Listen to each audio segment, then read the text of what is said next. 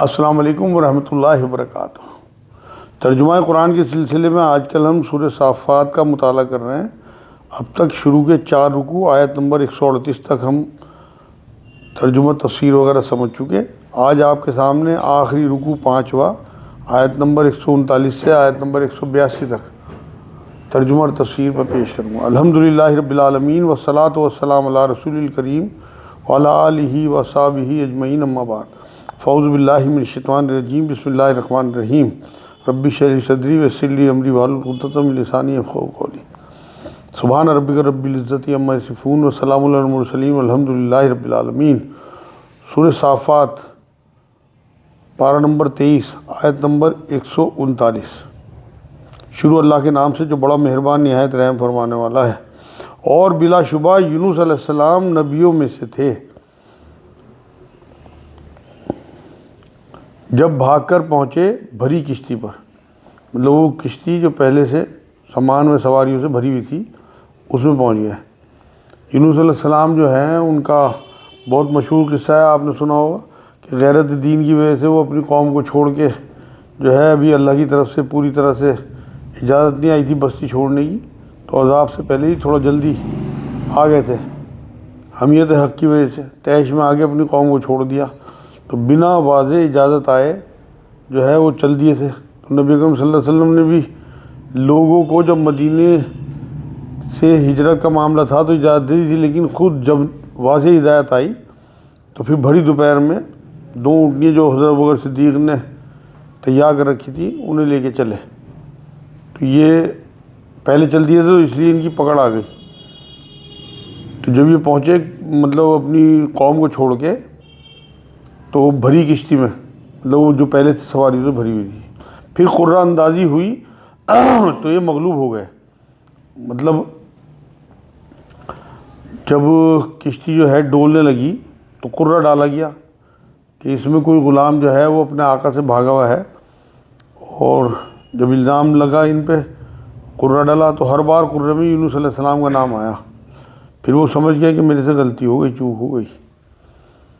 پھر قرہ اندازی ہوئی تو یہ مغلوب ہو گئے، تو پھر انہیں مچھلی نے نگل لیا اور وہ خود اپنے آپ کو ملامت کرنے لگ گئے۔ مطلب اپنی غلطی کا احساس ہوا، بار بار نام آنے پہ تو انہیں کشتی سے دریا میں پھینکا گیا، جہاں مچھلی نے انہیں نگل لیا۔ سب اللہ کی مرضی سے ہوا، مطلب جو انہیں سزا مل رہی تھی، ایک نبی تھے تو اللہ تو اپنے نبیوں کے ساتھ کچھ بھی کر سکتا ہے۔ پھر اگر یہ پاکی بیان کرنے والوں میں سے نہ ہوتے تو لوگوں کے اٹھائے جانے کے دن تک اس کے پیٹ میں ہی رہتے، مطلب مچھلی کے پیٹ میں۔ یہاں یہ سورہ انبیاء 87 نمبر میں بھی آیت کریمہ جو ہے لا الہ الا انت سبحانک انی کنت من الظالمین، یہ انہوں نے پڑھی تھی، تو اللہ کے حکم سے پھر یہ اس مچھلی کے پیٹ سے باہر آ گئے تھے۔ تو اللہ نے فضل کیا، اگر یہ تصویر نہ کرتے، آیت کریمہ نہ پڑھتے، تو تا قیامت یہ وہیں رہتے اس مچھلی کے پیٹ میں، یہ اللہ نے یہاں کہا، اور وہ ان کی قبر بن جاتی۔ ظاہر سی بات ہے جب قیامت میں اٹھتے اس سے تو قبر ہی بن جاتی ان کی۔ پس انہیں ہم نے چٹیل میدان میں ڈال دیا اور وہ اس وقت بیمار تھے۔ تو اللہ نے مچھلی کو حکم دیا تو اس نے انہیں اگل دیا ساحل پہ، کیونکہ اتنے دن مچھلی کے پیٹ میں رہے تو حالت بہت خراب تھی، کمزور بیمار، جیسے پیدائش کے وقت بچہ یا چوزا ہوتا ہے نا کمزور بالکل، تو بالکل بہت برا حال تھا۔ تو جب مچھلی نے پلٹا، سانسیں تو چل رہی تھی لیکن حالت بہت زیادہ ڈاؤن تھی، اور ان پر سایہ کرنے والا ایک بیلدار درخت ہم نے اگا دیا۔ مطلب چٹیل میدان میں ایسی جگہ بیل اگائی اللہ نے جہاں کوئی درخت تک نہیں تھا۔ تو بیل جس کا جو ہے تنا نہیں ہوتا، بلکہ لوکی، کدو، انگور وغیرہ کی جو بیل ہوتی ہے آپ نے دیکھی، وہ سایہ ہوتا ہے اس سے، تو اس سے انہیں آرام ملا۔ تو سائے میں مطلب رہے، اللہ کی طرف سے سایہ انہیں بھیج دیا گیا،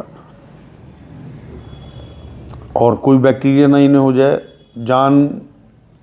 کوئی مطلب جانور آ کے ان کا کوئی جسم نہ کھا جائے، کوئی حادثہ نہ ہو جائے۔ تو اللہ رب العزت نے پورا انتظام کیا انہیں سائے کا بھی، کھانے پینے کا بھی، مطلب سائے میں رہیں، آرام بھی کر لیں اور کھا پی بھی لیں۔ تو اس لیے اللہ نے بیلدار درخت اگائے، مطلب انگور وغیرہ کے۔ اتنے دن سے بھوکے تھے تو وہ شفا جو ہے انہیں اس غذا سے شفا ملی، سہولیت بھی ہوئی، اور یہ اپنے نبی کو لاڈ تھا، نبی اپنے یونس علیہ السلام کا اللہ کی طرف سے، اور ان کی حفاظت بھی، کیونکہ انہوں نے توبہ کر لی تھی۔ اور ہم نے انہیں 1,00,000 بلکہ اور زیادہ آدمیوں کی طرف بھیجا۔ مطلب سورہ یونس 98 نمبر آیت میں بھی گزر چکا ہے سارا۔ دوبارہ جو ہے نبوت انہیں جو ملی ہے، تو معافی کے بعد یہ بہت بڑا ثبوت ہے معافی کا، کہ انہیں اللہ رب العزت نے دوبارہ نبی بنایا، اور دوسری قوم کی طرف یا اپنی طرف سے کوئی اور قوم اللہ نے پیدا کی ہو، یہ کوئی طے نہیں ہے، تو انہیں پھر دوبارہ بھیج دیا گیا وہاں پہ۔ مطلب یہ ڈیبٹ اور کریڈٹ کا معاملہ 1,00,000 یا اس سے زیادہ جو لوگ تھے نا، ان کی طرف بھیج کے ایک موقع اور دیا۔ کچھ روایتوں میں ہے کہ وہی توبہ جو ہے والی قوم تھی جو ایمان لے آئی تھی، اور اللہ نے ایک مدت تک انہیں موقع دیا، اور انہیں ان کا نبی بنا کے دوبارہ سے ان کی طرف بھیج دیا۔ کچھ لوگوں کا کہنا ہے، لیکن ابھی اس کی وضاحت کوئی نبی اکرم صلی اللہ علیہ وسلم کی طرف سے نہیں آئی تھی۔ بس وہ ایمان لائے، اور ہم نے انہیں ایک زمانے تک عیش و عشرت دی، مطلب بقا کی نئی مہلت انہیں دی، اور نبی بنا کے بھیجا، اور ان کی جو قوم تھی جس نے توبہ کر لی تھی اسے خوب عیش و عشرت کی زندگی دی۔ ان سے دریافت کیجئے، مطلب مکے والوں سے پوچھئے کہ نبی صلی اللہ علیہ وسلم، کیا آپ کے رب کی تو بیٹیاں ہیں اور ان کے بیٹے ہیں؟ مطلب یہ کہتے تھے نا کہ فرشتے جو ہیں اللہ کی بیٹیاں ہیں، تو اللہ نے بار بار قرآن میں اس بات کو دہرایا کہ ان کے تو اللہ کے تو بیٹیاں ہیں اور ان کے بیٹے ہیں معاذ اللہ۔ مطلب اپنے لیے بیٹیاں پسند نہیں کرتے، انہیں تو دفنا دیتے ہیں، فرشتوں کو اللہ کی بیٹیاں بتاتے ہیں۔ یہ بار بار قرآن میں اللہ نے ایک غصے کی حالت میں کہی یہ بات۔ یا یہ اس وقت موجود تھے جب کہ ہم نے فرشتوں کو مؤنث پیدا کیا؟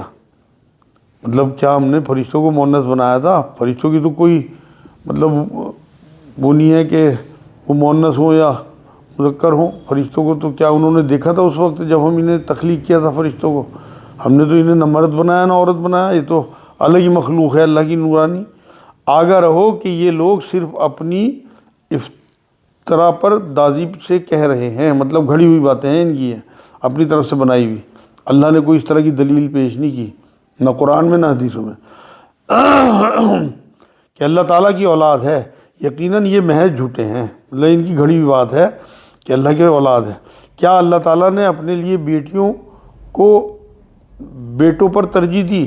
مطلب ان کے حساب سے، جیسے یہ کہتے تھے، جبکہ خود اپنے لیے بیٹوں کو پسند کرتے تھے اور اللہ کے لیے بیٹیوں کو پسند کرتے تھے۔ حالانکہ اللہ کی نظر میں بیٹے بیٹیوں میں کوئی فرق نہیں ہے، اللہ کی نظر میں سب انسان ہیں، اور اللہ نے الگ الگ ڈیوٹیز پیدا کی ہیں سب کی۔ لیکن یہ کہتے تھے کہ مطلب فرق ہے بیٹیوں میں۔ آج ہمارے دور میں بھی اگر کسی کی بیٹی ہو جائے تو ان سے وہ خوشی نہیں ہوتی جتنی لڑکا ہونے کی خوشی ہوتی ہے۔ تو یہ سب جاہلیت کی چیزیں ہمارے ذہن میں ہیں ابھی تک۔ تمہیں کیا ہو گیا ہے، کیسے حکم لگاتے پھرتے ہو؟ مطلب یہ اپنی طرف سے جو تم نے حکم لگا رکھے، مطلب اندازے لگا رکھے، یہ کیا ہے؟ کیا تم اس قدر بھی نہیں سمجھتے، مطلب عقل سے کام نہیں لیتے؟ کہ جب یہ خود اپنے لیے بیٹوں کو پسند کرتے تھے، ویسے تو اللہ نے تو کبھی نہیں کہا کہ میرے بیٹے ہیں یا بیٹی ہیں، مگر ان سے کہا کہ تم عقل سے کام نہیں لیتے۔ اگر اللہ کی اولاد کو ہی رکھنی ہوتی ہے اللہ کو، تو تمہارے حساب سے جو ہے وہ بہتر چیز اپنے لیے رکھتا جو تمہارے حساب سے بہتر ہے، یعنی بیٹوں کو اپنے لیے مخصوص کرتا اللہ۔ یا تمہارے پاس اس کی کوئی صاف دلیل ہے، مطلب کوئی دلیل، کوئی کتاب جس میں یہ لکھا گیا ہو کہ اللہ کی اولاد ہے؟ تو جاؤ، اگر سچے ہو تو اپنی ہی کتاب لے آؤ۔ مطلب فرشتوں کو جو مؤنث لکھ رہے تم، ایسی کوئی چیز لکھی ہوئی ہو کسی کتاب میں، کوئی پچھلی آسمانی کتاب ہو یا اللہ کی کوئی دلیل ہو تو وہ لے کے آؤ۔ آیت نمبر 158، اور ان لوگوں نے تو اللہ کے اور جنات کے درمیان بھی قرابت داری ٹھہرائی ہے۔ یہ بہت ہی مطلب ایک حساب سے عجیب و غریب آیت ہے کہ یہ جو مشرکین تھے ان کا عقیدہ یہ تھا کہ معاذ اللہ کا جنات کی ماداؤں سے کچھ قرابت داری ہوئی تو فرشتے پیدا ہوئے، مطلب لڑکیوں کی شکل میں، اس طرح جنات اللہ کے سسرالی ہوئے۔ یہ کچھ لوگوں کا عقیدہ تھا معاذ اللہ، ان کے بیچ رشتہ قائم ہوا ان کی ماداؤں سے جنات کی، اور پھر اس کے بعد پھر فرشتے پیدا ہوئے معاذ اللہ۔ یہ گندگی کی گراوٹ تھی ان کی کہ اس سے زیادہ تو گراوٹ ہو ہی نہیں سکتی، کہ اس کی میں زیادہ تشریح کی ضرورت نہیں ہے، بس یہی کافی ہے بتانا کہ ان لوگوں کا اتنا عقیدہ تھا کہ اپنے خالق کے لیے اس طرح کی گندی چیزیں بھی سوچتے تھے۔ اور حالانکہ خود جنات کو معلوم ہے کہ وہ اس عقیدے کے لوگ عذاب کے سامنے پیش کیے جائیں گے، مطلب جو سرکش جنات ہیں جزا سزا کے لیے پیش کیے جائیں گے۔ ایسا ہوتا تو کیوں پیش کیے جاتے اگر وہ اللہ کے سسرالی ہوتے معاذ اللہ؟ جو کچھ ہی اللہ کے بارے میں بیان کر رہے ہیں اس سے اللہ تعالیٰ بالکل پاک ہے، مطلب اس گندگی سے اللہ پاک ہے بالکل، اولاد ہونے سے، سوائے اللہ کے مخلص بندوں کے، مطلب رحمت والے جو بندے ہیں وہ اللہ کے بارے میں ایسی باتیں نہیں اڑاتے جن سے اللہ پاک ہے جن چیزوں سے۔ یقین مانو کہ تم سب اور تمہارے معبود باطل کسی ایک کو بھی بہکا نہیں سکتے، مطلب اللہ کے مخلص و مقرب بندے جو ہیں انہیں بہکا نہیں سکتے کہ وہ ایسی الٹی سیدھی باتیں کریں۔ یہ تو قرآن میں پہلے بھی آیا، جب شیطان نے اللہ سے کہا کہ میں تیرے بندوں کو آگے سے پیچھے سے دائیں سے بائیں سے بہکاؤں گا، تو اللہ نے کہا کہ تو میرے مخلص بندوں کا کچھ نہیں بگاڑ سکتا۔ وہی بات اللہ نے یہاں دہرائی کہ ایک کو بھی بہکا نہیں سکتے بجز اس کے جو جہنمی ہی ہے، مطلب جس نے اپنے لیے خود جہنم کا فیصلہ کر لیا ہو وہی ان کی بات مانے گا، ورنہ کبھی نہ کبھی سیدھے راستے پہ آ ہی جائے گا اگر اس کے دل میں ذرا سا بھی ایمان ہوا۔ فرشتوں کا قول ہے کہ ہم میں سے تو ہر ایک کی جگہ مقرر ہے، مطلب مقام طے ہے، جیسے دربار میں کوئی جو ہے 10,000 کوئی 30,000 ہوتے ہیں درجات جن کو ملتے ہیں، تو وہ صفے باندھے کھڑے رہتے ہیں، عبادت میں رہتے ہیں ہر ٹائم، ان کے درجات طے ہیں ہر فرشتے کے۔ اور ہم تو بندگی الہی میں سب بستہ کھڑے ہیں، مطلب ہاتھ باندھے غلاموں کی طرح سب باندھے کھڑے رہتے ہیں اور اس کی تسبیح بیان کر رہے ہیں۔ اللہ کے مقرب جو ہیں وہ ہر وقت عبادت میں اور تسبیح میں لگے رہتے ہیں اللہ کی۔ حدیث پاک میں آتا ہے آسمان پہ 4 مطلب انگل جگہ بھی ایسی نہیں ہے جہاں فرشتہ سجدے میں نہ ہو اور تسبیح نہ کر رہا ہو اللہ کی۔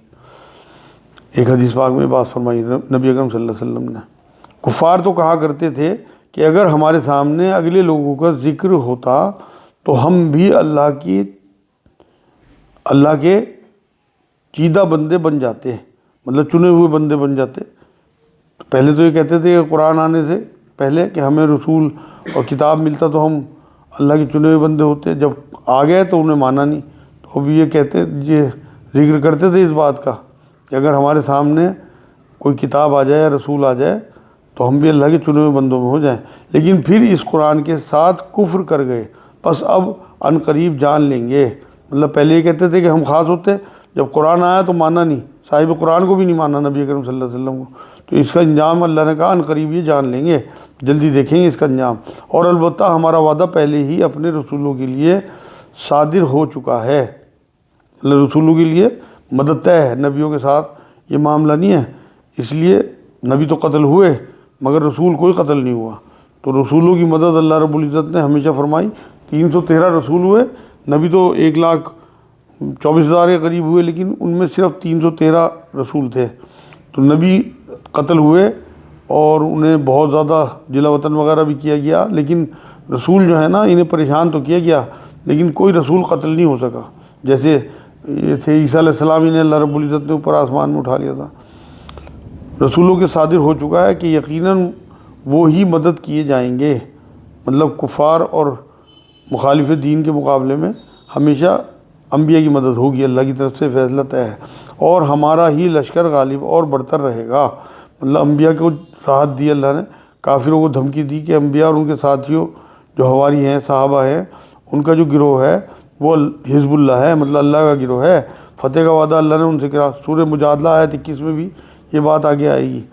اب آپ کچھ دنوں تک ان سے منہ پھیر لیجئے، مطلب ان کی زیادہ پرواہ نہ کریں، ان کی باتوں اور تکلیف پر صبر کیجئے، اب ان سے زیادہ بحث نہ کریں، اور انہیں دیکھتے رہیے، مطلب دور سے دیکھتے رہیے، اور یہ بھی آگے چل کر دیکھ لیں گے، مطلب اپنا انجام دیکھیں گے کہ ان پہ اللہ رب العزت نے کیسا عذاب نازل کیا۔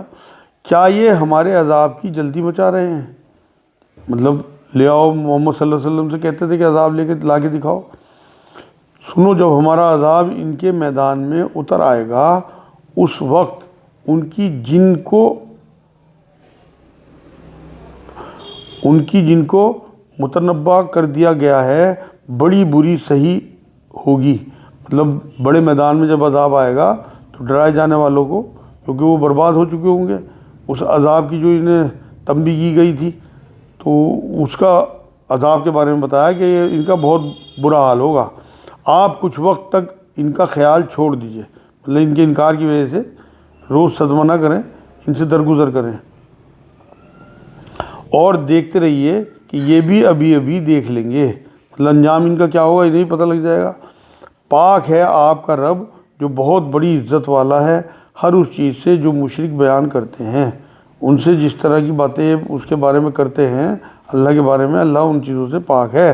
تو محفلوں کے اختتام پہ یہ دعا پڑھی جاتی ہے، سبحان ربک رب العزت عما یصفون